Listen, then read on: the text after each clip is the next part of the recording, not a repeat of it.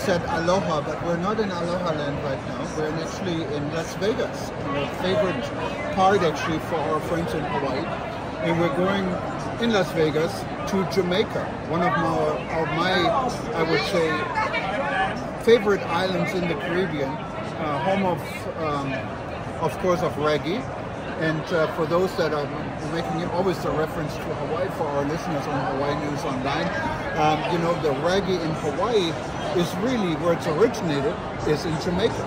Jamaica, Caribbean island, beautiful destination, and a lot of people are very active in promoting tourism. I think it's one of their biggest exports. And the guy who is really sometimes in the background but in charge for many years is Donovan White, and he's sitting next to me. It's such an honor having you here. How are you doing? I'm doing well, and it's always good to be on eTurbo. It's always good to catch up with you on different issues concerning Jamaica, but more importantly, issues concerning tourism and tourism globally. And Donovan, Jamaica is such a special destination. Before we started, we talked about a destination with a soul, and that's kind of really always what I feel when I get to Jamaica. It's quite a personal experience. How do you guys do this? What is your secret? Well, you never lose your soul, or you should never lose your soul. And I think Jamaica, you're right, is a very soulful destination because of its people. People that make this tourism product work. It's ingrained in our culture. It's part of our DNA. It's part of who we are, of delivering service of all kinds. Tourism is something that has been part of our infrastructure for more than 60 years, well more than 60 years, and we've been independent for 60 years. And so from that perspective, you understand that there are many generations of families that has come through this tourism, this business of tourism for many years. And so it gets into your DNA, it gets into your soul, it becomes part of who you are, and how we exude it is how we take care of our visitors. And so from that perspective, tourism for us is our number one industry, it's our number one foreign exchange earner. It is the business that has allowed us to recover from the COVID-19 pandemic in such a spectacular way. We're on the cusp of moving into the growth phase of post-COVID-19, which is wonderful for me to sit here and tell you, because a year ago we thought this would be 2024. Right. Now we're talking about full recovery at the end of 2022, maybe the end of first quarter even, 2023. So it's been a really good experience for us since reopening in June 2020, or the third destination in the world to reopen after the pandemic started. We have received over 5 million visitors to the country and earned over $5.7 billion US in earnings for the destination. So the recovery has been very, very buoyant, very vibrant, and very aggressive by our actions.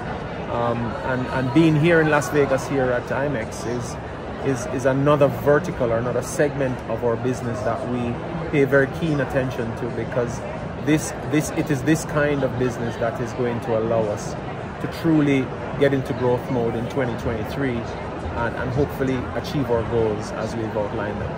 And as you said in the beginning, it's all about the people. You have the people, and one person in particular comes into my mind is the CEO of Sandals Resort, Adam Stewart. And Adam is not an old guy. He's younger, a lot younger than I am, and you are probably. And he runs an organization that is just absolutely amazing. And I think Jamaica, and he's a real patriot. He loves his country. Yes. I had a pleasure of meeting him one time, and I want to tell our listeners this story because I think it really moved me in a way, and I said, look, this is really how an organization should be run. I'm not going to bore you with all the circumstances surrounding this, but there was something, I guess, he wanted to correct in regards to a perception what was going on at the time. And he said, look, things like this don't happen in my resort. I was born here. This is my home. I went to school. This is where I grew up. That's all I know in my life is this resort. And this is kind of the feeling you get when you come to Jamaica. People take ownership of their product. And again, if you go to Sandals, it's the only company in the world I know that had kept up extensive advertising and outreach during the absolute impossible times. When you turn on CNN, first thing you saw is Sandals, and you see these beautiful pictures of Jamaica. And I said, oh my God, we're locked here in my house and other COVID cases all over the place. This is the place I wanted to be. And the minute Jamaica opened up, I think this was part of your success. It wasn't even the investment Sandals did as a private company. I think Sandals really helped enormously to restart tourism for all of Jamaica. Yeah. And these type of things, the people behind it, I think is really your secret. And that comes also here to where, as you said, we're here at IMEX right now. IMEX, for those that don't know what IMEX is the largest travel industry and meeting show. So people who exhibit here are usually in the meeting and incentive business. They're looking for convention centers, for hotels with convention space. And having a destination with such a soul must really put Jamaica on its own league, I think. And you told me earlier an experience, you know, that people really realize it's not only the land of reggae and Bob Marley. There's so much more to it. There's a whole lot more to Jamaica. You know, I told you the story of a buyer who came by our stand yesterday to meet with one of our partners who are on the stand. They were absent. They were meeting with another one, and she was fielding comments on the floor about a group that she's planning to take to Jamaica, a large group too, and she was having second thoughts because of several other perception that she would have heard about. And one of our partners said to her, let me not try to correct your thought. Why don't I ask you to go away on the floor, speak to some of your buyer partners, and after you've spoken to them, you come back and tell us if you still feel the way you do about moving the event from Jamaica. But she did go away, and she came back 3 hours later to say she did speak with several of our buyer partners, and she has completely changed her mind because she was wrong about her perception of Jamaica. And in fact, she was ready to settle on the arrangement to bring the event to Jamaica. Jamaica is exactly that. It's a place where we are very honest and forthright about who we are, what we represent, and what value we will bring to your event, your meetings, your vacation, your holidays, your business. Because at the end of the day, we are a destination that are continually exporting ourselves, our talent, our country for business purposes, to generate an economic value for the people of Jamaica. And that's what tourism does. And we believe that we are equipped, we are definitely in a position now more than ever, even after this pandemic, to move Jamaica's tourism product to a whole new level of positioning. Right throughout the pandemic, you mentioned the work that Sandals did, but what we also did as the tourist board, we maintained full activity on all our digital channels right throughout the pandemic. We stayed engaged, we listened to the consumer, we listened to our partners, we empathized in the early stages of the pandemic. We worked with them right through the pandemic. We kept them informed.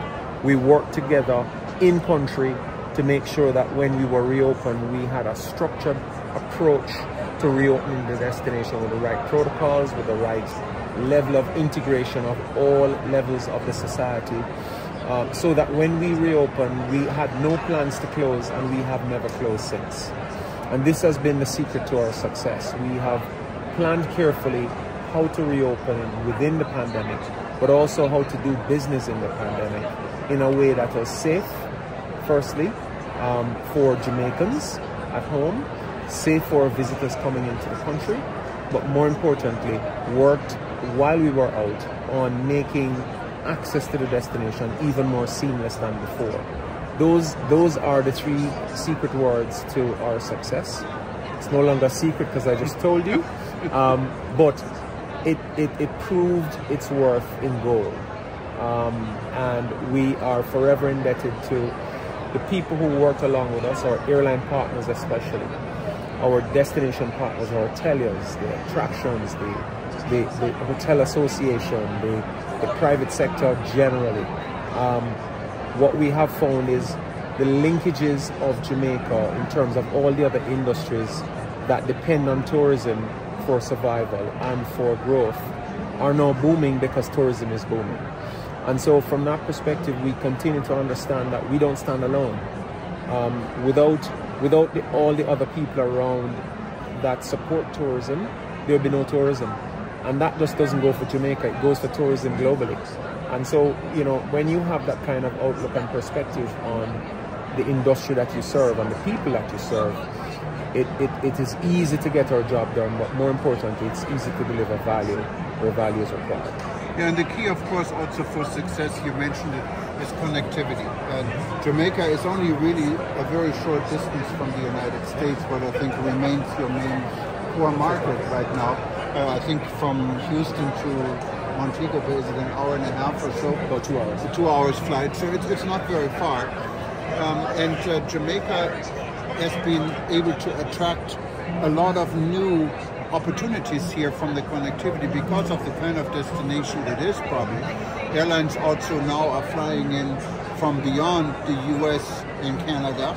Maybe you can tell us a little bit more about what's going on, and maybe also about your plans and how you see the future Jamaica becoming a truly international global destination. Yeah, the airlift is the lifeblood of the tourism industry. Without lift, people can't get to your destination because they can't swim there.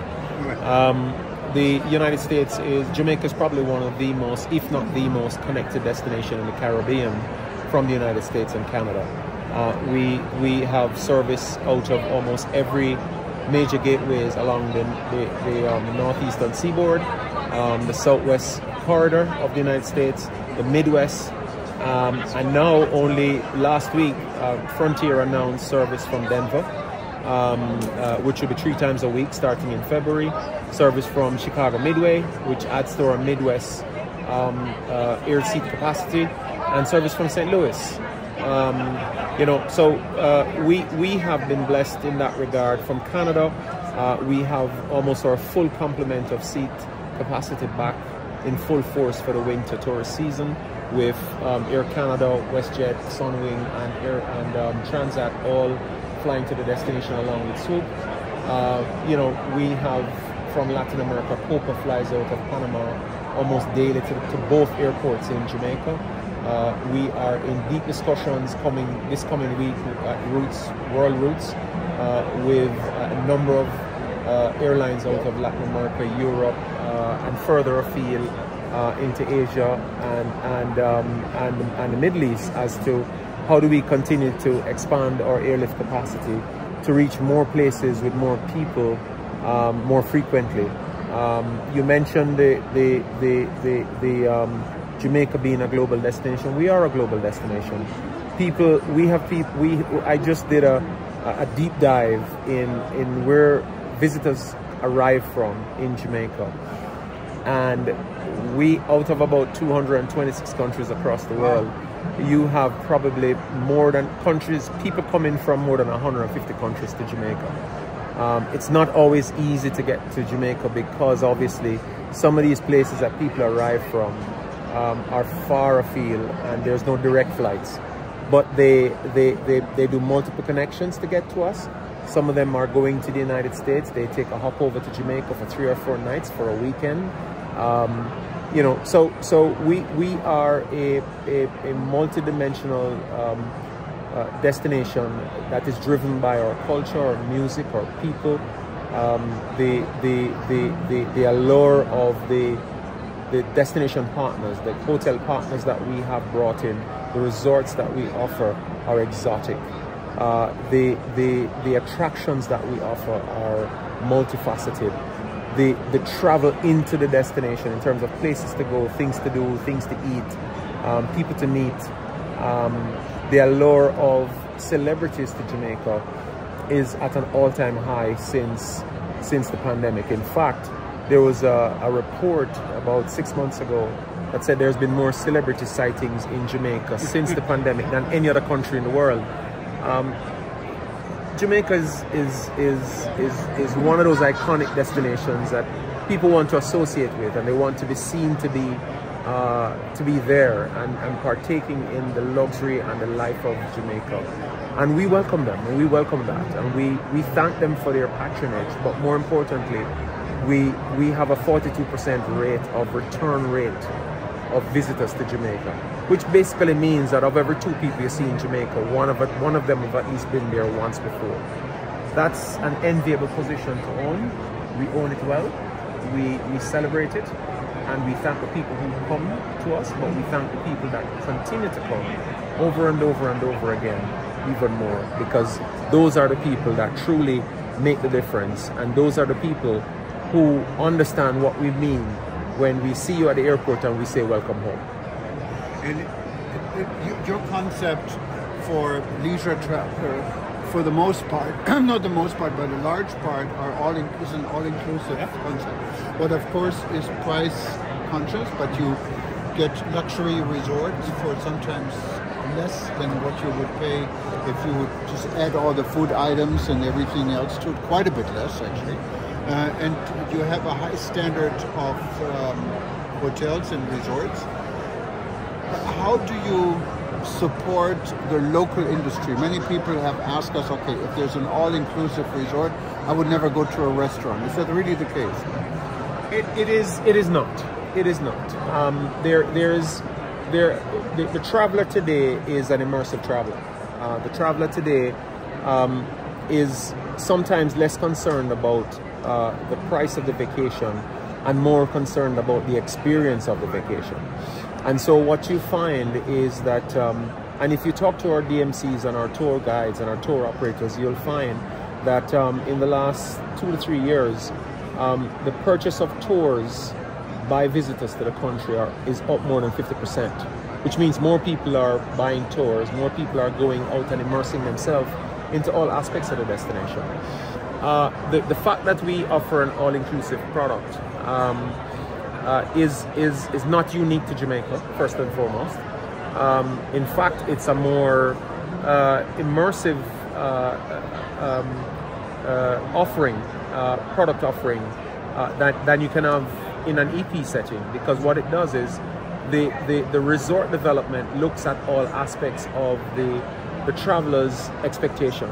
And so they provide the restaurants, they provide the nightlife, they provide the tours, they provide the rooms, they provide the beaches, they provide the pools, but they also have distinctive external arrangement with DMCs that allow for the selling of external tours, for the buying of restaurant trips in the evenings or shopping trips in the days that take the visitors out into the destination and immerse them. But I think also that our marketing, how we position the destination, has been key.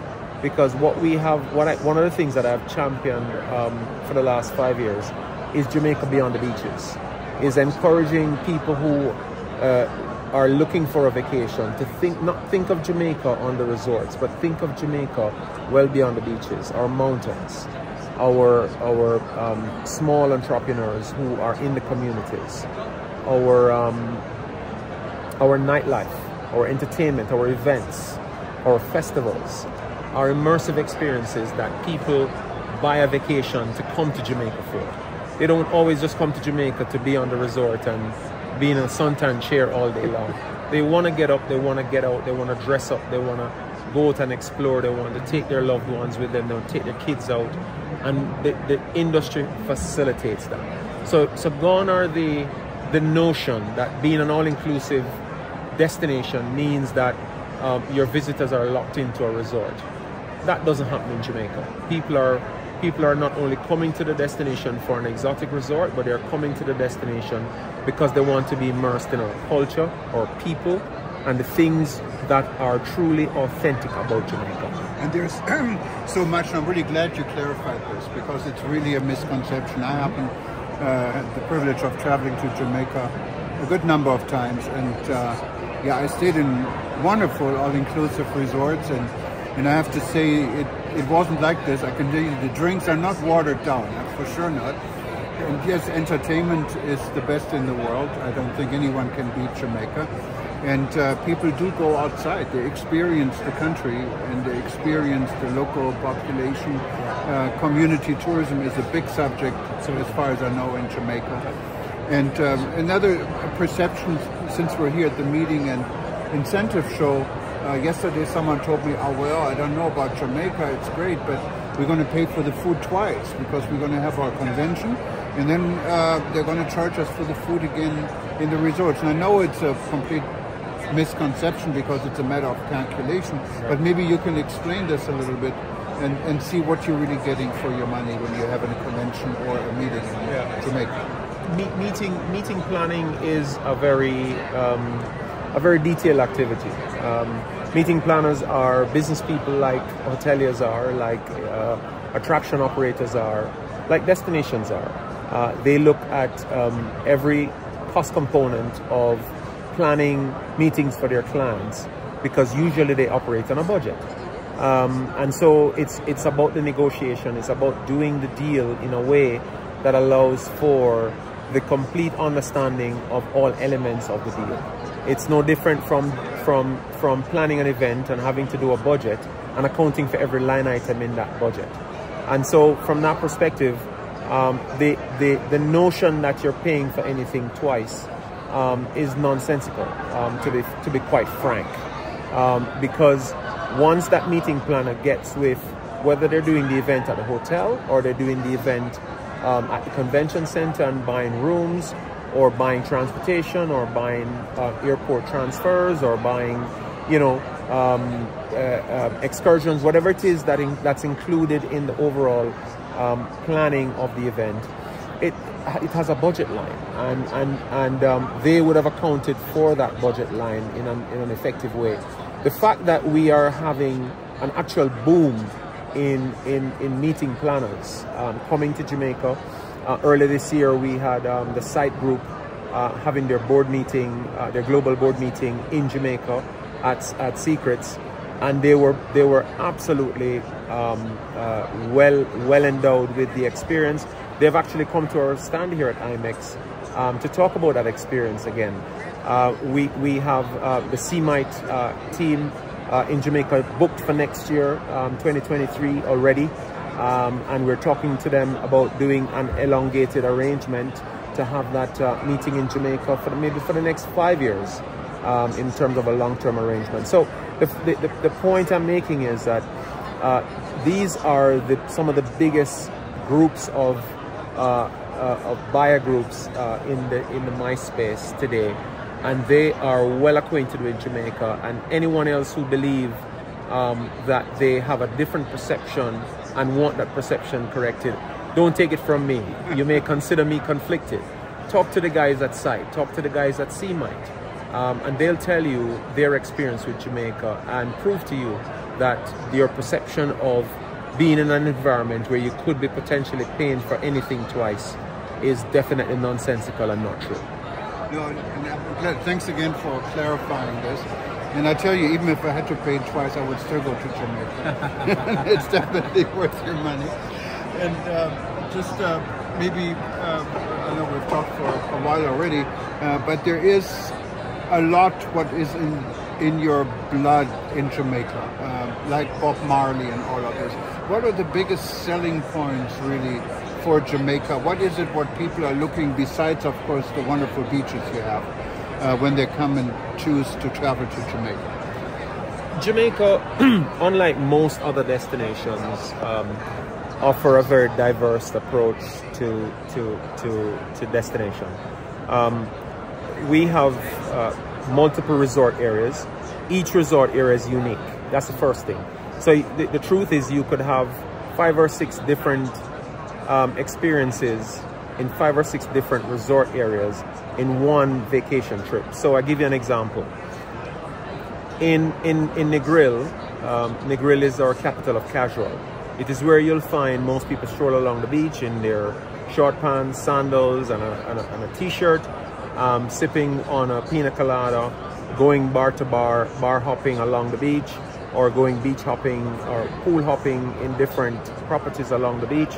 It's an absolute let down your hair kind of resort town.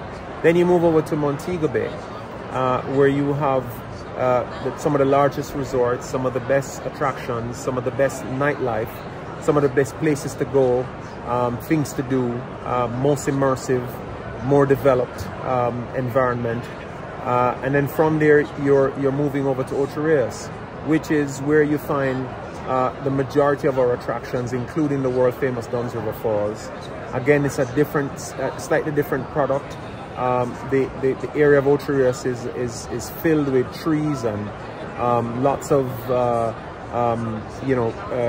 rock climbing, hill climbing experiences, including the Dunn's River Falls, as I mentioned. Lots of food and restaurants to suit your palate, include from farm to table to any other type of food, including jerk at Scotch's in Ocho Rios, in Draxall, which is in St. Anne, is part of the Ocho Rios experience. If you come to Kingston, it's the capital of the Caribbean. It's our business capital. It's the capital of Jamaica. It's where you find the business district.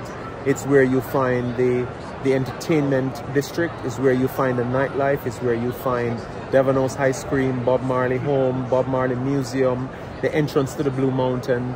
And then if I take you to something completely different that is just totally off the beaten path, you go to the South Coast in St. Elizabeth, where it's rustic, it's luxury, but it's rustic. It's done in a way that is totally authentic to Jamaica.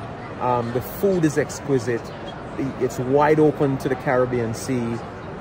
You get a kind of feel you're in a farming community, so you have a lot of farm to table experiences, you have a lot of farm tours. So the point I'm making is, what makes Jamaica different is the fact that you can have several different authentic experiences in different parts of Jamaica on one vacation. You can't do that in any other destination. Most other destination that I can think of doesn't offer that product. And so when you talk about planning, for example, we're at IMEX, when you talk about planning a business meeting or a business event or an incentive program where people want to be immersed in different experiences, companies want to do team building exercises, or they want to take their teams into different environment and show them, different cultures as part of their own cultural immersion. Jamaica's no better place to do it than Jamaica, simply because you can find these immersive experiences all over Jamaica. Thank you so much. Maybe one last subject in regards to sustainability and your workforce in Jamaica. Do you import a workforce, or is it done mostly by Jamaican? Who's running the show in Jamaica? That's a question that we could answer in many ways, but predominantly the workers of the tourism industry are Jamaicans. There are international investors in Jamaica who, at different levels of organization will bring in expatriate staff with varying skill sets and certification and qualifications. But for the most part, the industry is supported by Jamaicans. There are Jamaicans employed at all levels of the hierarchy throughout the industry. We are, like every other destination across the world, going through a period post-pandemic where there is a shortage in the workforce because people have found other means of gainful employment throughout the pandemic when they were stuck at home without a job. Some of them furloughed indefinitely. And so there is a gap in the employment market globally, and Jamaica is part of that globe. And so we have that challenge like most other destinations. But like everybody else, we are looking at strategies and methodologies to solve that problem. One of them is training more. One of them is looking at how our labor laws are structured to make sure that we are optimizing the opportunities for the employable population and creating opportunities even beyond the employable population. We're also have been very heavily invested in the training of young people in our society, partly in our high school system, where we have introduced a hospitality management curriculum in our high school system. We have deployed what we call the Jamaica Center for Tourism Innovation, which is part of our higher level education and certification of the people who work in the industry currently, to make them more certified so that they become upwardly mobile within the organization, within the industry, but also movable outside of Jamaica and within the industry. So we're trying to take a very multifaceted look and approach to how we continue to make the workforce have more dexterity and flexibility to move, to be mobile, but also to serve the industry in a better way. We're not there yet, we're not perfect, but we're certainly understanding that we have a challenge and that we have to find solutions to those challenges. Yeah, but overall, Jamaica owns its product, and that's what makes the product worthwhile in a lot of places. But Donovan, it was a pleasure talking to you. I learned a lot, so it was. Hopefully, we can repeat this, perhaps at World Travel Market or any event. Absolutely, anytime. Anytime. Thank you. How do you say it? There's no really Jamaican word because you guys speak English, but is there any special word you say goodbye or do a hello or anything? All is good, man. All is good. Everything cool. Okay.